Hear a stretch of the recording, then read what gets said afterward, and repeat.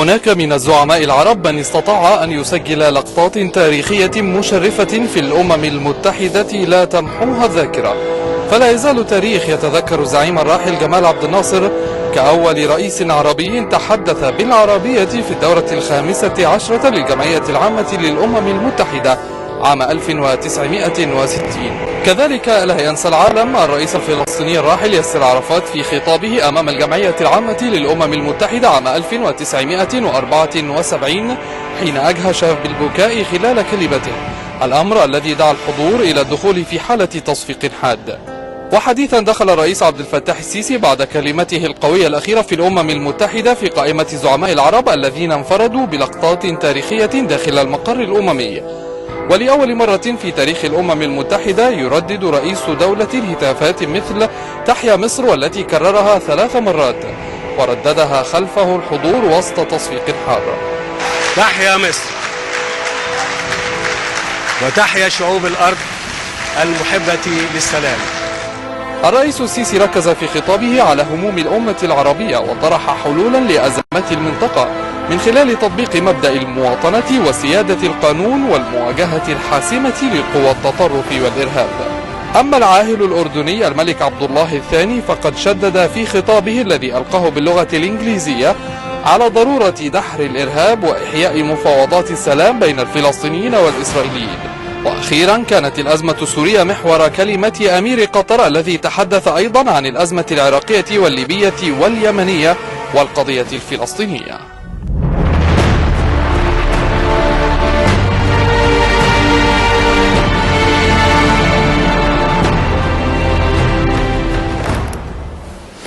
دعوني أرحب بضيفي الكريمين اللذين ينضمان إلي في هذه الفقرة. مشاهدي الكرام، سعادة الدكتور محمد سمير عبد الفتاح، أستاذ علم النفس وخبير تحليل لغة الجسد. مساء الخير يا دكتور. أهلا وسهلا. منورنا. أهلا وسهلا. أنا لغة جسدي كويسة؟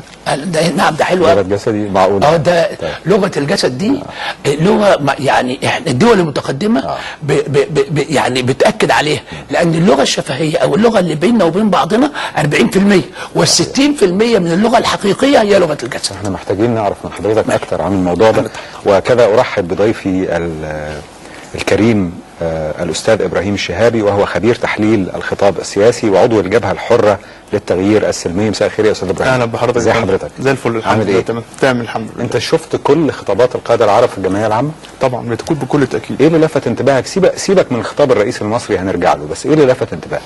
أولا الخطاب السياسي بشكل عام هو خطاب ليس مجرد فقط حالة بروتوكولية، ولا يعتبر بمجرد ان هو نوع من انواع الاحتفاليه. يعني الخطاب السياسي لاي دوله هو خطاب دائما يكون متصل بالدرجه الاولى برؤيه الدوله، توجهها، تطلعها، ودائما ما يبني على الخطاب السياسي حقائق تعامل الدول بينها وبين في تعاملاتها، سواء كان خلف الستار او خارج الستار. واقع الامر انه كشفت الخطابات الرؤساء العرب عن ربما حالة من حالات الارتباك، باستثناء كلمة رئيس سيسي ووضوحه بكل حيادية. ليه؟ لأنه نجد مثلا قطر توجه خطاب عبر الأمير القطري تميم، خطاب في مجمله خطاب دولة فقدت أدواتها الاستراتيجية، خطاب دولة تريد أن كانت تقدم نفسها في السابق على أنها الداعمة للشعوب العربية وثورات الشعوب العربية، فإذا بها تعيد إنتاج نفس الخطاب مرة أخرى، ولكن بضوابط أنها لا تجد رؤية للانتقال بالشعوب العربية، ولا تمتلك هوية أو قدرة على إعطاء حل واضح لمشاكل المنطقة.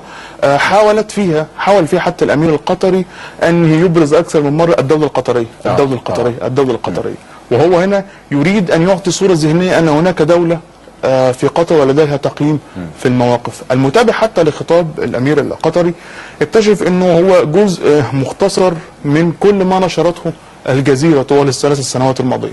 هو تحدث عن تطورات إقليمية ودولية، تحدث عن تونس، تحدث عن ليبيا، تحدث عن العراق، تبنى موقفا ربما كان فيه هجوم على إيران أكثر منه التأسيس لوضع حل ورؤية له. ويمكن لو حبيت احط ترجمه لخطاب الامير القطري، هذا هو ان هو الجزء المكمل للخطاب رجب طيب اردوغان الرئيس التركي.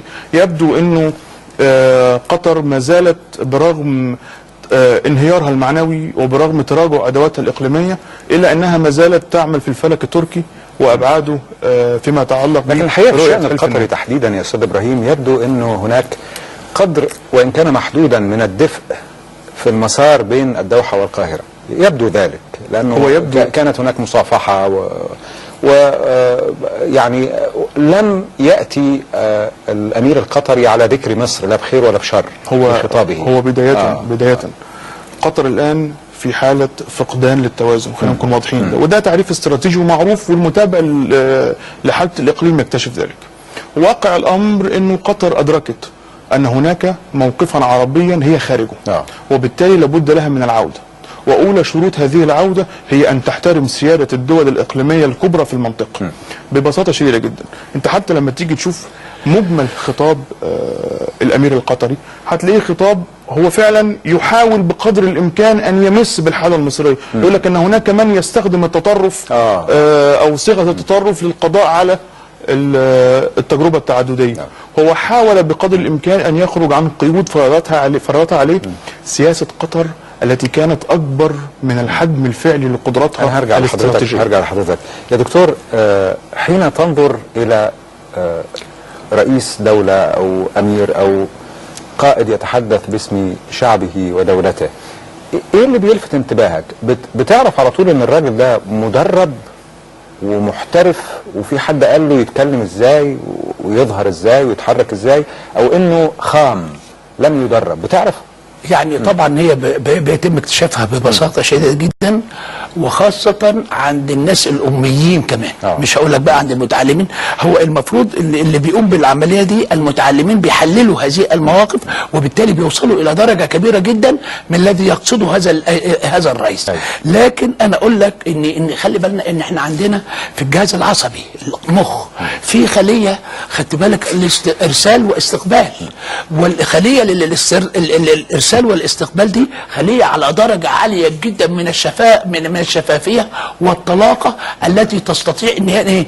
ان تكتشف الموجود قدامه. انت مش بتيجي قدام واحد كده في لحظه وبعدين تقول الجدع ده مش نازل لي من زور. واحيانا اخرى لا، انا قابلتك كتير، انا اعرفك في مواقف كثيره جدا. من الذي قام بهذا الفعل؟ هي اولا خليه الارسال والاستقبال الموجوده عند العامه وموجوده، والدليل على كذب كتب التراث الموجوده. عندما كان امير المؤمنين عمر بن الخطاب يخطب في الجمعه ونظر كده بجانبا قال له يا ساريه الجبل الجبل، يا ساريه الجبل الجبل. فالناس سكتت، قالوا له وايه وسكت. فلما نزل وخلص الخطبه بيقولوا يا امير المؤمنين انت قلت ان يا ساريه الجبل الجبل، فقال والله لقد رايت ساريه يحتاط الاعداء حوله من كل جانب فناديت عليه ان يلتزم بحضن الجبل فالتزم بحضن الجبل. فسكتوا طبعا، قالوا ده امير المؤمنين يعني يعني الناس يا دكتور في يعني الخليه دي موجوده. الناس تشاهد خطابا لرئيس او قائد، تعرف ان الراجل ده كذاب ولا صادق على طول؟ سعادتك الحس امبارح في الخطاب امبارح مع الرئيس السيسي وهو الامبارح مش كده؟ الخطاب في ناس من المصريين هنا قاموا وهتفوا وعيطوا تفاعل مع الرئيس السيسي. التفاعل الشديد جدا، لان الرجل يخطب، خدت بال حضرتك، وايده على بتاع المنصه كده مفتوحتين، وده بيعني الثقه بالنفس، بيعني الطلاقه، بيعني ان كل الكلمات التي تصدر منه سوف تصل لكل الاخرين. خدت بالك؟ والدليل على كده ان قال تحيا مصر، تحيا مصر، حبه لمصر، تحيا مصر المره الثانيه. خلي بال حضرتك، حبه يعني يعني مصر دي لابد وان تكون في امام الجميع، ولابد ان انتم تعرفوا قدر مصر يا عالم، وخاصه الدول الغربيه، يا امريكا، يا المانيا، يا فرنسا، يا انجلترا، عليكم ان تعترفوا بقدر مصر وقوه مصر. عندما قال مصر، يعني هو بيقول للعرب بقى ده مصر العرب مش مصر اي حد. ولذلك اخر كلمه قال بيقول ايه؟ تحيا شعوب الارض المحبه للسلام. اضافه مهمه جدا، ده اكبر اضافه قويه. انت عارف يا دكتور، الغرب يشعر بقلق شديد من الشوفينيه، من انك تكون يعني منغلق على فكرة وطنية متطرفة، لكن هو إضافته وتحيا شعوب الأرض المحبة للسلام تكسر سم الموضوع ده. مدهش. يعني كل العالم، مش أنا مصر بس بقى اهو. الحقيقة أنت حضرتك أخدتنا لخطاب الرئيس المصري، وخطاب الرئيس المصري أنا بدي مثال طبعا لكن في شيء لافت للانتباه. الرئيس المصري ذو خلفية عسكرية، وتطرح الصحافة والإعلام الغربي يطرح باستمرار حكاية أنه الجنرال المصري القوي، وعشان كده هو عنده مأزق. الإفراط في إبداء الثقة والحضور يبينه كجنرال، تصور، والتواضع الزائد والانكسار يبينه أنه ضعيف، موقفه ضعيف. لا هو كان واخده بين الاثنين، شايف بين الاثنين ده واضحه جدا. كان ايده وهو بيخطب الخطاب اهو، خلي بال حضرتك، ومش مهتز ابدا، مش كثير الحركه. ودي بتدي ايه؟ ثقه في نفسه وثقه في الاخرين اللي موجودين قدامه دول كلهم. كل اللي هو يشعر ان كل شعوب الارض ده فطري ولا مكتسب بالتدريب يا دكتور؟ لغه الجسد دي هي بتقاس. في ناس بيقولوا يعني هو حد دربه ولا هو يعني دي موهبه ربانيه كده؟ اولا بتبقى موهبه ربانيه او موهبه يعني بيئيه، يعني مكتسبه. خدت بال حضرتك؟ لا، او الاثنين معا، يبقى عنده موهبه ربانيه وموهبه. انا اعتقد ان الرئيس عبد الفتاح السيسي دي موهبه ربانيه، لان عندما تكلم في خطاباته بعد ثوره 30/6 وعندما انحاز للشعب زي ما يقولوا الناس انقلاب، لا ده هو اللي انحاز للشعب، والناس اللي عايزه، الشعب اللي عاوز يعمل ايه فهو نفذ اوامر الشعب. اللي ما عندوش يتعلم يا دكتور، مش كده؟ ممكن يتعلم. ما هو متعلم طبعا. ايوه اللي ما عندوش الموهبه دي اللي ما عندوش ممكن يكتسبها، لكنه لا يصل مطلقا الى درجه الفطره اللي موجوده. صحيح. زي عند استاذ ابراهيم، حضرتك كنت قد اشرت الى الحاله القطريه المكمله بحسب رايك للحاله التركيه. الحقيقه فاجأنا الرئيس التركي اردوغان مفاجاه مدهشه، لانه بدا وكانه مهتم بمصر اهتماما مفرطا، وده الحقيقه دي الاشارات الساخره اللي تلقاها من الصحافه الغربيه عموما والامريكيه، انه الرئيس التركي يتحدث عن مصر اكثر من حديثه عن الشان التركي. يعني هو انت جاي هنا بتمثل تركيا، يعني لماذا تمثل لك مصر كل هذا الوجع بحيث تخصها بحديث مباشر صادم يخرق البروتوكولات المتعارف عليه؟ بداية زي ما قلنا ان الخطاب بيعبر عن توجهات الدولة وتطوعاتها ومقياسها لطبيعة الحركة الدولية، هو ايضا يعبر عن باطن الحركة داخل الدولة. واقع الامر انه خطاب الرئيس التركي رجب طيب اردوغان كان خطابا عبر عن انقسام داخل الدولة التركية، عبر عن ان الرجل الذي تم عزله يعني تكتيكيا كده في منصب شرفي كرئيس الجمهورية يواجه ازمة مع ربما احد اقرب حلفائه احمد داوود اوغلو رئيس الوزراء التركي، خاصة وان وزارة الخارجية وهي بالاساس تابعة لرئاسة الوزراء كانت طلبت من مصر فعليا، وده بشكل مثبت، لقاء هام بين البلدين. وزير الخارجية التركي صرح قبل قليل انه الطلب ده ما كانش طلب، الحقيقة كان توافق متبادل بين المدرستين الدبلوماسيتين. هم قالوا كده طيب نتقابل، احنا الاثنين نتقابل، انما احنا ما طلبناش، وان المصريين رجعوا قالوا ان احنا اللي طلبنا، وده الحقيقة مراهقة دبلوماسية من المصريين. هو يبدو واضحا انه زي ما قلت لحضرتك هناك تضارب حقيقي بين رئاسة الوزراء التركية بشكلها الجديد بأحمد داوود أوغلو، اللي منطقه في إدارة الصراعات الدولية هو تصفير المشكلات، الوصول إلى بمشكلات إلى حالة الصفر في التعامل مع أي دولة، ومحاولة البدء بشكل جديد وعلاقات على أسس أخرى. ربما حتى يعني وبالرغم من وهمية هذا المنطق، لكن نقدر نقول ما الذي دفع رجب طيب اردوغان الى الانفلات بحديث سياسي شعبوي ينفع في قعده على القهوه، ما ينفعش في مكان زي الامم المتحده؟ وده سؤال مهم جدا. اولا لان خطاب الرئيس عبد الفتاح السيسي كان خطابا واضحا جدا في نقد الحاله التركيه، عندما قال ان هناك من يستخدم الارهاب ويدعمه تحقيقا لاوهام تتعلق بحلم الخلافه. ثانيا انه يدعم فيما يتعلق بالحاله الليبيه، ان هناك من يدعم ان مصر تدعم المؤسسات الليبية المنتخبة، واعتقد ان تركيا اكثر الدول في العالم دعما للتنظيمات الارهابية المناقضة للبرلمان الليبي. ايضا في نفس الكلمة فيما يتعلق حتى بالحالة الليبية قال ان اولى التوجهات للوصول لحل سلمي الحالة في إطارها السياسي في الحالة الليبية هو أن يتم إيقاف تهريب السلاح إلى ليبيا. وكما هو معروف الحكومة الليبية منذ أيام اتهمت رسميا قطر وتركيا بتوريد عبر طائرة سودانية إلى العمق الليبي. مؤخرا وفي حديثه أيضا عن الحالة السورية تحدث فيها الرئيس عن أنه يتبنى مطالب الشعب السوري في إطار الذي يحفظ للمجتمع السوري وحدته واتساق دولته ضمن دولة واحدة تحتوي كافة الطوائف. وده أيضا كان مناقض للسياسة التركية. أخيرا فيما يتعلق بالحالة الفلسطينية قال الرئيس بكلمات واضحة، أنا عايز أفرق هنا من رجل الدولة عندما يتحدث والرجل السياسي الذي لا يفهم معنى كلمة الدولة يعني أو السياسي الشعبوي يعني. عندما تحدث الرئيس عن القضية الفلسطينية قال إن عدم إعطاء الشعب الفلسطيني لحقوقه أدى إلى استغلال بعض القوى الإقليمية للحالة الفلسطينية من أجل تحقيق مآرب خاصة، مآرب خلف الستار وتعظيم أدوار إقليمية وخلق محاور إقليمية تستخدم وتتاجر بالشعب الفلسطيني. يمكن كل هذه العناصر اللي مصر وضحت فيها أنها على خلاف مع سياسة تأجيج الفوضى وجعته جدا جدا لأن هو طيب أنا عايزك تفسر لي باختصار لو تكرمت.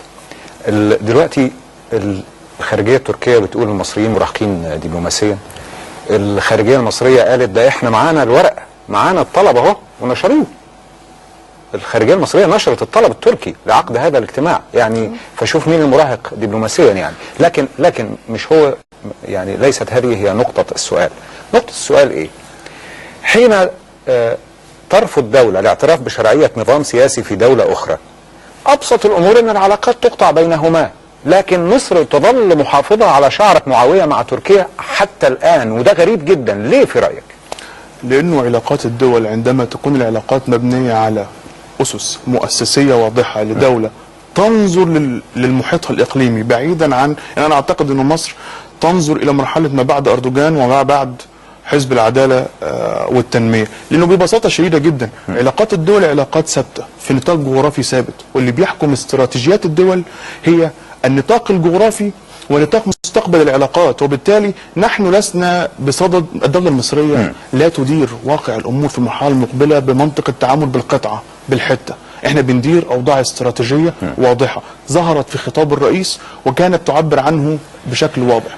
رئيس سيسي قدم دولة الشعب، تحدث باسم المصريين، تحدث على اعتبار أن الدولة المصرية اللي هي مصر الجديدة بين قوسين هي دولة قوية قادمة خاضعة للإرادة الشعبية. تعرف اللافت للانتباه، وأنا قلت ده في المقدمة، إنه الرئيس السيسي لم ينجر إلى ملاسنة. دي حاجة مدهشة جدا. رجل الدولة لم ينجر إلى ملاسنة إطلاقا ولا رد. يعني زملائنا اللي حضروا اجتماع الإعلاميين مع الرئيس في نيويورك بالأمس نقلوا إنه قال إحنا علاقتنا شديدة الدفء مع الشعب التركي. صحيح. وسكت الراجل. دي حاجة مدهشة جدا. شوف يا فندم، تركيا كدولة دولة حبيسة سياسيا، دولة تحدها في الغرب قواعد حلف الناتو، مسيطر على الإطار السياسي، فيها توجهات باعتبار الدولة منتمية وهي الذراع السياسي لحلف الناتو في المنطقة.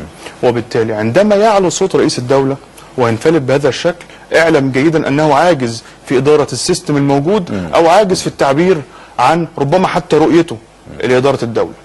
رجب طيب أردوغان يحاول أن يعجز حكومته التركية عن التواصل مع مصر ببساطة شديدة.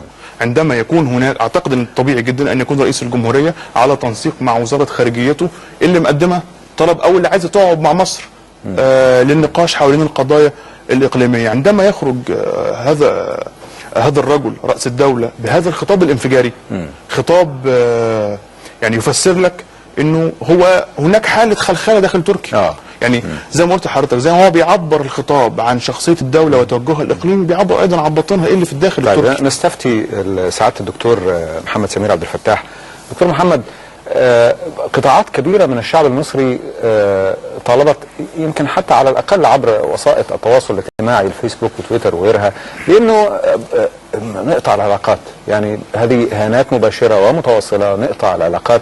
الإدارة المصرية ترفض ذلك وتبقي كما قلنا قبل قليل على شعرة معاوية مع أنقرة. ما تفسيرك أنت؟ يعني هو اولا اما تبص للقضيه نبص لها من خلال اتجاه الشعب للقضيه دي شكله ايه، واتجاه الدوله لهذه القضيه لنفس هذه القضيه شكله ايه. اما نبص لاتجاه الشعب هنجد ان الاتجاه الغالب له اتجاه العقلاني. يعني لان هذه الدول تحاول ان توضع العراقيل امام عندنا، تحاول ان تدعم العدوان، تحاول ان تدعم المتطرفين، تحاول ان تهرب السلاح الى داخل البلد. فده اتجاه عقلي يقول لك الدوله دي لابد من قطع العلاقات معها. لكن احنا لما شفنا الرئيس السيسي من ساعه ما جه وساعة ما بدأ يتكلم مع المصريين قبل أن يكون رئيسا، كان القمة الاتجاه الإنساني، الاتجاه الوجداني، خدت بالك، ممتلئ بقلب وعقل ووجدان الرئيس السيسي. لأن الرئيس السيسي يريد أن يحافظ على العلاقات الإنسانية الموجودة بينه وبين هذه الدول. الرئيس السيسي يتعامل مع شعوب هذه الدول.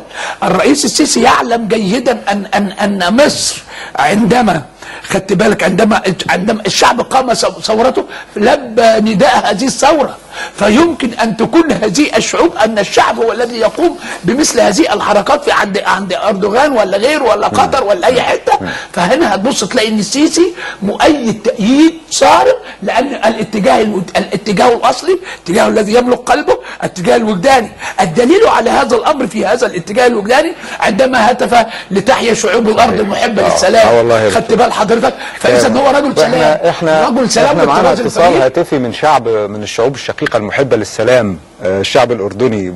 يشرفنا الدكتور ابراهيم بدران المحلل السياسي الاردني من عمان. مساء الخير يا دكتور. مساء الخير، اهلا. ازي حضرتك؟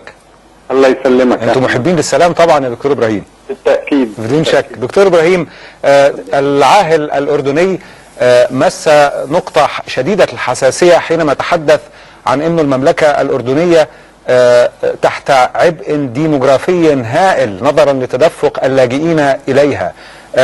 ما الذي تطلبه الأردن تحديدا؟ يعني هذا سؤال افتتاحي، لأنه بعد كده أنا عايز حضرتك تعلق لي على لغة خطاب القادة العرب عموما أمام الجمعية العامة. اتفضل يا دكتور. الحقيقة طبعا تعرض الملك عبد الله الثاني لعدد من القضايا، في مقدمتها القضية الفلسطينية وحق الشعب الفلسطيني في أن تكون له دولته على ترابه الوطني في حدود العام 1967. ثم تحدث عن الإرهاب ومسؤولية المجتمع الدولي، وطبعا تحدث بقوة عن موضوع اللاجئين السوريين. أشار إلى العبء الكبير الذي يتحمله الأردن باستضافة ما يقرب من 1.2 مليون لاجئ سوري، وهؤلاء اللاجئين لا زالوا يتدفقون على الأردن حتى الآن. وبالنسبة لحجم سكان الأردن الذي يبلغ 6.8 مليون نسمة، فإن 1.2 يعني 1.4 مليون يعتبر كبير ويشكل ضغطا ديموغرافيا وضغطا اجتماعيا هائلا. وهذا العدد الكبير له متطلباته الحياتية، سواء كنا نتحدث عن الماء أو الغذاء أو المأوى أو الوقود، الطاقة، الكهرباء. وهنا أشار الملك عبد الله الثاني إلى أن المجتمع الدولي لم يكن في مستوى المسؤولية. الأردن هو ثالث دولة في العالم مضيفة للاجئين، ومع ذلك ما يقدم للأردن من معونات لمواجهة هذا الضغط من اللاجئين ولتحمل الأعباء الإنسانية هو قليل جدا. طيب العالم ينصت لهذا الكلام الوجيه من العاهل الأردني بأذن من طين وأخرى من عجين يا دكتور، ولا إيه؟ طبعا، لأن هناك مساعدات تقدم للاجئين السوريين، ولكنها حقيقة ضئيلة للغاية. حينما تتحدث عن مساعدات بمقدار 200 مليون دولار أو 300 مليون دولار أو 400 مليون دولار، هي لا شيء مقابل الكلفة السنوية الحقيقية والتي تصل إلى أكثر من 4 مليارات دولار.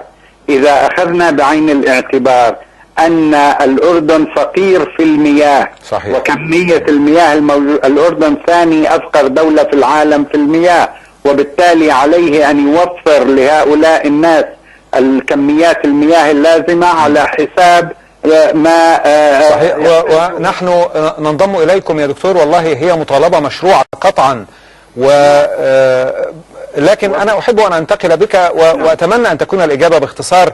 ما الذي لفت انتباهك في خطابات القادة العرب أمام الجمعية العامة؟ الحقيقة أن القادة العرب كانت خطاباتهم متوازنة، هي تدعو جميع القادة العرب، تكلموا بعقلانية وبمسؤولية سياسية، كانت الدعوة إلى السلام واضحة، كان نبذ الإرهاب واستنكار الإرهاب واعتبار أن هذا الإرهاب الذي تشهده المنطقة لا علاقة له بالإسلام ولا علاقة له بالعروبة ولا علاقة له بحضارة هذه المنطقة، وبالتالي لابد من تضافر الجهود جميعا لإنهاء هذه الحالة من الاضطراب وعدم الاستقرار ووضع نهاية للإرهاب. اللغة التي تحدث بها القادة العرب لغة مسؤولة ولغة يعني تفهم في المحافل الدولية بشكل واضح. أيوه. وبالتالي لا يستطيع الإنسان. لماذا اختار الملك عبد الله أن يتحدث بالإنجليزية يا دكتور؟ ربما يعني موضوع الاتصال هم طبعا بطبيعة الحال هناك ترجمة، ولكن الترجمات قد أحيانا لا تنقل الروح ولا تنقل المعاني الخفية التي يريد أن ينقلها المتكلم، ولذلك آثر الملك عبد الله الثاني أن يتكلم باللغة الإنجليزية حتى يوصل الرسالة التي يريدها بشكلها الواضح وبشكلها ما بين السطور إلى جميع الدوائر. شاكر جدا يا دكتور، شاكر جدا لتشريفك لنا عبر الهاتف من عمان الدكتور إبراهيم بدران المحلل السياسي الأردني. أستاذ إبراهيم، ذات السؤال تقريبا، أنت شخصيا لو أنك استشرت قائد عربي استشارك، أكلم الخواجات بلغتهم اللي يعرفوها ولا أكلمهم بالعربي ويبقى فيه كده الانتقال عبر الترجمة أحيانا ما بيكونش دقيق، تنصحه بإيه؟ اعتقد انه الحديث بلغه الدوله التي تتحدث انت باسمها هو جزء من التعبير عن الشخصيه الاقليميه والشخصيه الحضاريه للدوله التي تتحدث باسمها. ولكن يمكن هنا لو حتى انتقلنا لسمو ملكه الحديث ملك الاردن الملك عبد الله، كان حديثا اقرب زي ما قلت لحضرتك الى الناحيه الفلسفيه، تحدث بالود الاصدقاء، تحدث بالتشبيهات والتعبيرات التي تصل بمفهومها وبباطنها فعلا الى المتابعين، على عكس كلمه الرئيس السيسي كانت كلماتها واضحه، حتى يعني كلمات لا تحتمل اللبس او حتى المترجم لا يمتلك ان يغير معناها، فكان خطابه دبلوماسيا، خطابا بروتوكوليا، خطابا له يحدد اهداف واضحه. يعني مثلا خطاب الرئيس عبد الفتاح السيسي في كأس الأمم المتحدة كان خطاب متنوع، انطلق ليعرف ما هي الدولة المصرية في شكلها الجديد، تحدث عن الداخل المصري، قدم تعبيرا جديدا وحالة وصل بين ثورة 25 يناير وثورة 30 يونيو، وهو حتى تجنب الحديث عن ده لأنه حتى يعطي للعالم الصورة الحقيقية وأنه كان سياقا لحركة جماهير واحدة. قال: ثار الشعب المصري تارة من أجل القضاء على حكم الفرد والفساد وتحقيقا الحرية والعيش والكرامة والعدالة والكرامة الإنسانية. ثم انتقل في مرحلة أخرى وقال أن والشعب المصري ثار تارة أخرى من أجل القضاء على استبداد البعض ومتاجراتهم بالدين ورهن مصر لمصالح إقليمية وخارجية. هنا الرجل يتحدث عن الهوية المصرية، يتحدث عن جوهر الحضارة المصرية، ثم انتقل منها لتفسير حالة الإرهاب، وتقدم في الأول بشرح لطبيعة مصر وما هي مقدمة عليه ويتحدث فيها من منطلق قوة، وبالتالي انتقلت مصر سريعا إلى تعريف الإرهاب، وانتقل بعد منها إلى فكرة كيفية مواجهة الإرهاب، ثم تحدث بمفهوم جديد لإدارة الاقتصاد، تحدث عن التنمية.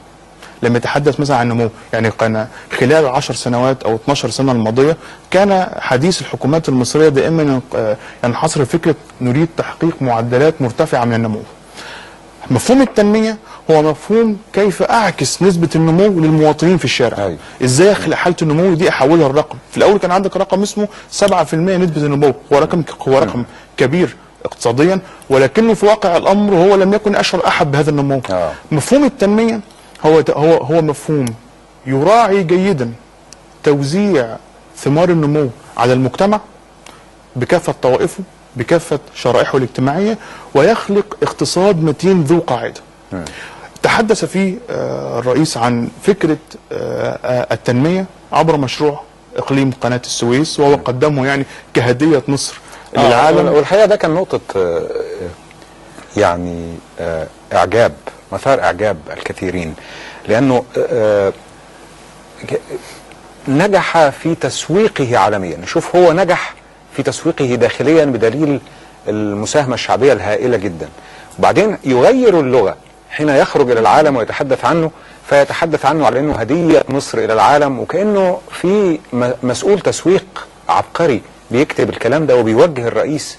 يعني تحس ان في ناس بتفكر خلف الرئيس، لانه هو دي المفهوم الجديد الدوله المصريه، دوله المؤسسات وليست دوله الفرد اللي انتقدها الرئيس في بدايه خطابه.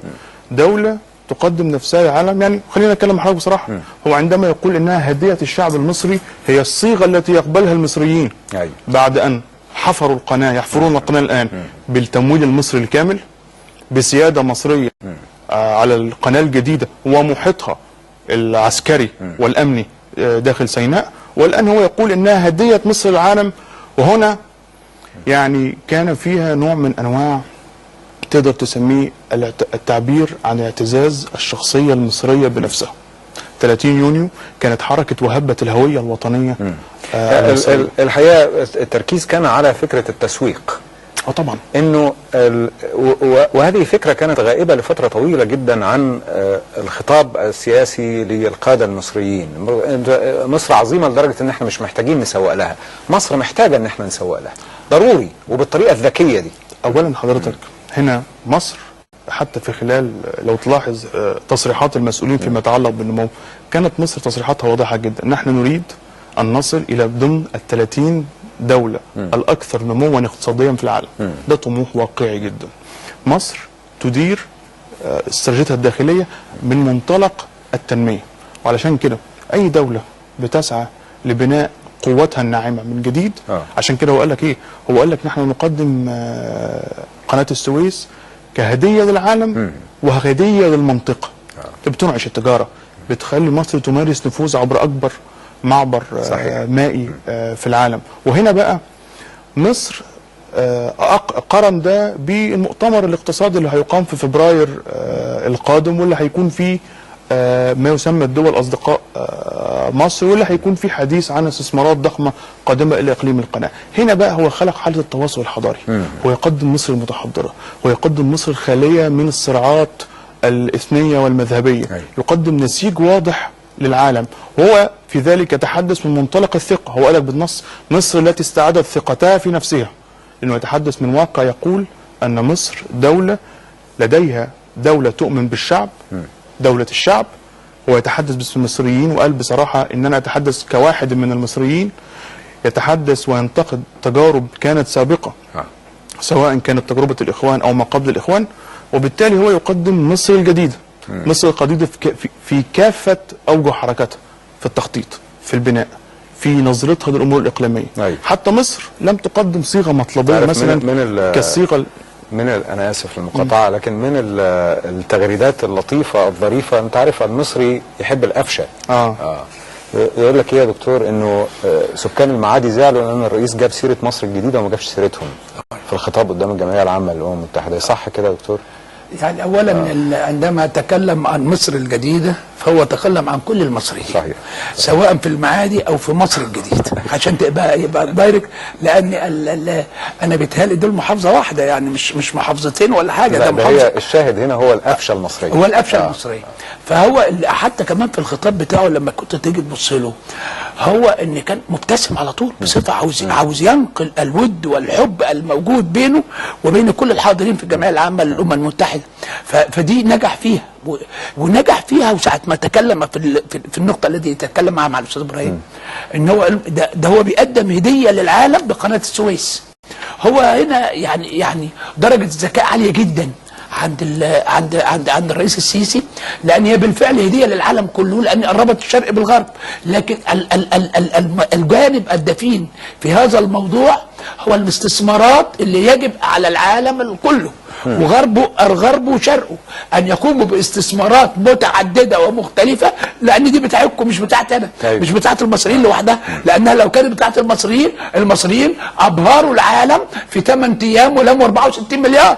خدت بال حضرتك؟ ودي لا يمكن لا امريكا ولا الدول الغربيه ولا الدول الشرقيه تقدر تجمع 64 مليار من البنوك لصالح مشروع معين. خدت بال حضرتك؟ كان مطلوب 60، لا ده هم ما وقفوش عند 60، وقفوا عند 64. ولذلك العالم كله بقى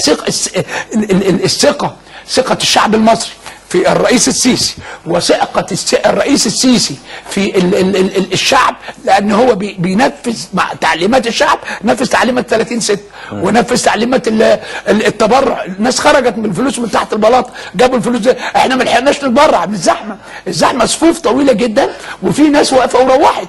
خدت بال حضرتك؟ مدعين الفقر يا دكتور. لا ده بص، احنا هو الشعب المصري كده، لأن الشعب المصري أكول، يحب ياكل ويشرب هو بيحب حاجات معينه، حاجات اساسيه. انت عارف ان الحاجات الاساسيه لازم كده، لازم يبقى في قرشين مدفيين وكده مستخبيين في حته. ده المصريين مليانين فلوس. اوعى تقول لي ما فيش فلوس. طب قدام اقول لحضرتك الترابيزه اللي قدام حضرتك دي فيها خشب برضه يا دكتور؟ طبعا ايدك عليها كده عشان مش عايزين نقر على الناس. لا ما هو مش قر، هو مش قر، خلي بال حضرتك. لا هو اعتزاز. انا بس اقول لحضرتك، هو مين الرئيس الذي قام برفع الاسعار سواء في البترول او في الكهرباء او في الميه او في غيره وغيره؟ من الرئيس الذي استطاع ان يقوم برفع هذه الاسعار؟ الرئيس السيسي فقط، نتيجه للحب والود اللي موجود بينه وبين الشعب، لان هو انضم للشعب. احنا بيشرفنا الان من العاصمه المغربيه دكتور ميلود القاضي، وهو استاذ تحليل الخطاب السياسي بجامعه محمد الخامس. مساء الخير يا دكتور. الو، مساء الخير يا دكتور. مساء الخير. لعلك تنقل تحيتنا الودودة الدافئة لأهلنا في المملكة المغربية. دكتور، كيف قرأت خطابات القادة العرب أمام الجمعية العامة للأمم المتحدة؟ الأكيد أن خطابات زعماء العرب داخل هيئة الأمم المتحدة كانت خطابات يعني متقاربة جدا. وهو أن الخطاب العربي هو خطاب مبني على مبدئين. مبدأ أولا الدفاع عن قضايا وطنية، وثانيا دعوة الدول الغربية لمساعدة الأنظمة العربية خصوصا في مواجهة ظاهرة الإرهاب والتخلف. وبالتالي الخطابات العربية بصفة عامة لم تأتي بالجديد، لا على مستوى الشكل أو على مستوى المضمون.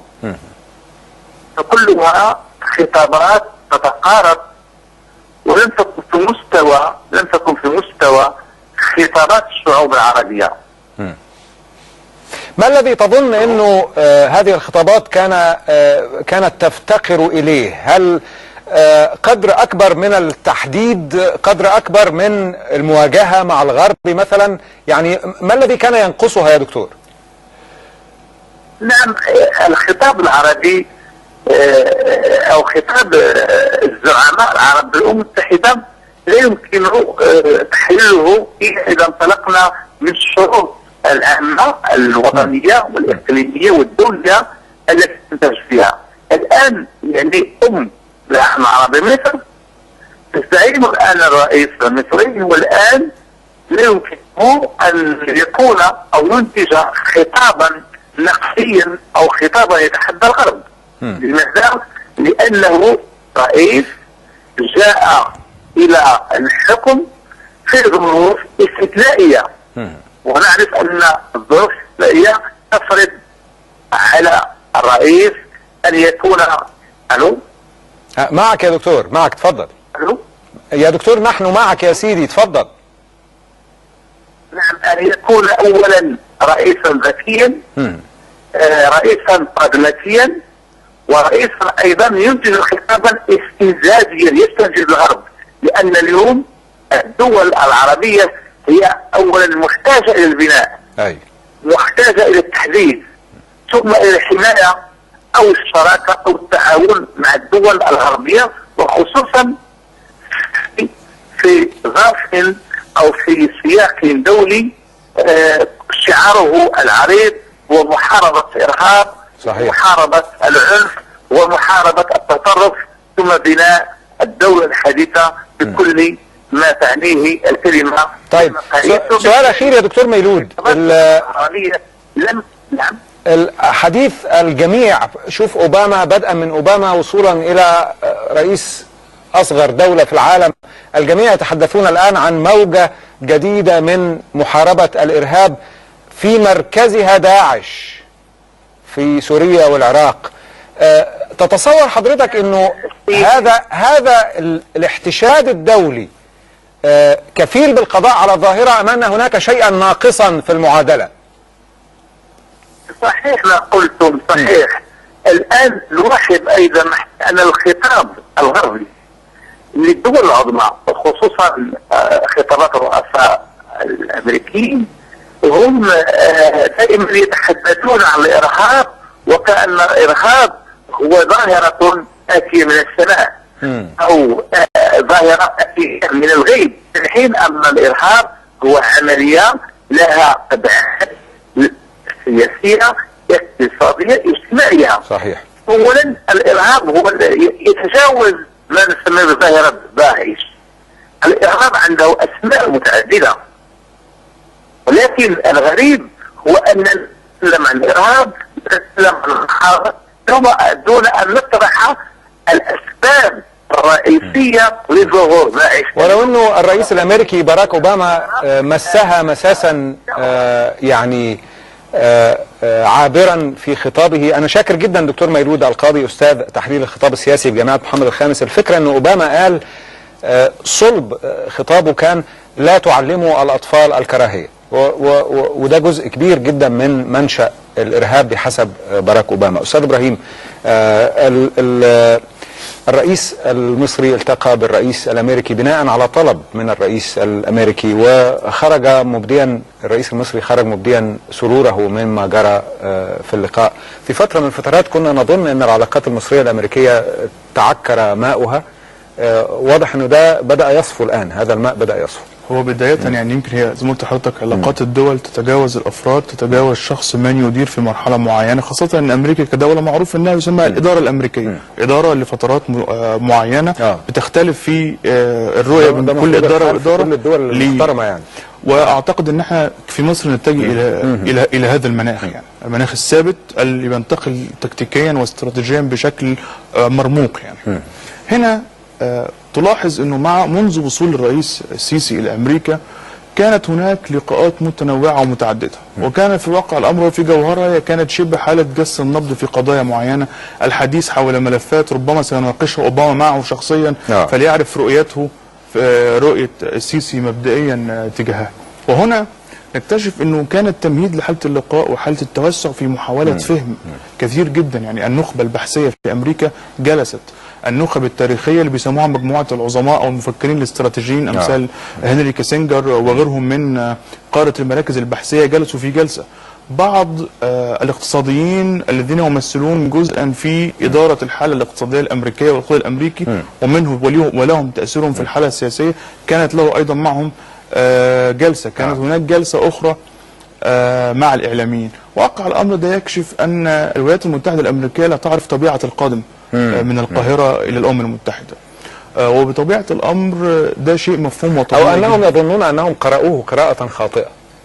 هم قرأوا مصر قراءه خاطئه، لكن واقع الامر ان هم في تعاملهم لا يعرفون الكثير، لانه زي ما قلت كانت خطابات الرئيس عبد الفتاح السيسي تتحدث دائما في الاوضاع الحاليه، يوجه خطابه بشكل بسيط، كان يخاطب المواطن ولا يهتم لما هو خارج مصر فيما يتعلق بالحاله الداخليه. وهم عندهم ليبل، يعني شعار كده بيلصقوه على اي واحد، اي آتم من مؤسسة عسكرية في العالم الثالث، جنرال بس.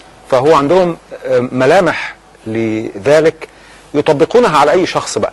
جنرال يعني صفاته كذا كذا كذا وانتهى الموضوع. هو للاسف ده خاضع اصلا لحاله الاستخدام، يعني حسب يبقى المزاج الامريكي كمان ماشي مع حد يفتحوا له الباب ان شاء الله حتى يكون شيء حلو ان شاء الله جميل يبقى زي الفل. فطبعا انت الولايات المتحده الامريكيه دوله فلسفتها في الاداره بالمناسبه قايمه على فكره اداره الملفات بشكل منفصل، اداره الحاله كحاله.